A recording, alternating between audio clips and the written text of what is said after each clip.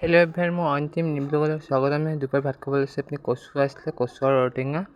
তাৰপিছত এইপিনে হৈ গ'ল কাঁচকলৰ ভাজি। এইপিনে চব্জি আছিলে জহা ভোল আৰু কঁঠাল গুটি বুটৰ চব্জি।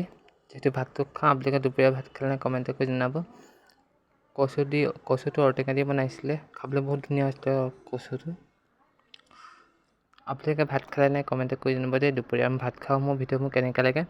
আৰু মোৰ যিহেতু ইউটিউব চেনেল আৰু ফেচবুক পেজ দুটাই আছে।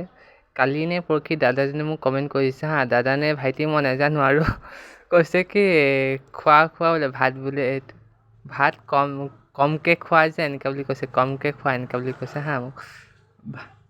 আৰু লেজি বুলি কৈছে। লেজি তাৰমানে মই অকল লাহে লাহে ভাত খাওঁ বাৰু, লেজি সেইটো কাৰণে মোক লেজি বুলি কৈছে। মানুহ যিমানটো পেটত ধৰে সিমানটোৱে খাব লাগিব, হয় নাই বাৰু। আৰু যিহেতু ভাত খোৱা সময়তো ধুনীয়াকৈ কিবা আৰামত খাব লাগে। মই তেনেকৈ খাওঁ বাৰু দেই, ধুনীয়াকৈ লাহে ধীৰে, ইমান স্পীডটো নহয় খাওঁ আৰু পটাপটকৈ খাব লাগিব যে সেইটো নহয়, হয় নাই বাৰু। মই যিহেতু ভাত খাই ভাল পাওঁ, সেইটো আপোনালোকক ভাতৰ ভিডিঅ' বেছিভাগ দিওঁ বাৰু। কমেণ্ট এটা কৰি যাবচোন মোৰ ভাতৰ ভিডিঅ' মোৰ কেনেকৈ লাগে চাই।